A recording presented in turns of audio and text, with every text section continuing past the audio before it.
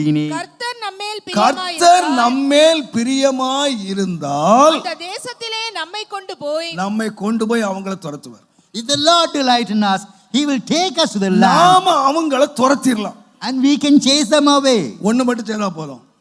One thing is enough. நம்மேல கர்த்தர் பிரியமாய் இருந்தால், if the Lord delight in us, அப்ப நான் சொல்லுவேன், I would say, சத்துருக்கள் எவ்வளவு பெரியவங்களா இருக்கலாம், how great the adversary may be. சத்துருக்கள் பலம் எவ்வளவு பெருசா இருக்கலாம், the adversary may அவங்க be very பெரிய ஆளா இருக்கலாம், they may be a strong, பெரிய பலம் அங்க இருக்கலாம். they may have lot of நீங்கள் அவர்களை துரத்த வேண்டுமானால், if you got to chase them away, துரத்த முடியாத காரியத்தை துரத்தி தீரணுமானால், so if you got to chase those whom you cannot chase, நீங்க அங்க வேண்டாம், not there.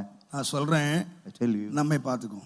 look at us, Lord, நான் உமக்கு பிரியமா இருக்கேன், I am a delight, என்னுடைய வாழ்க்கை நான் பிரியமாக்கிறேன். so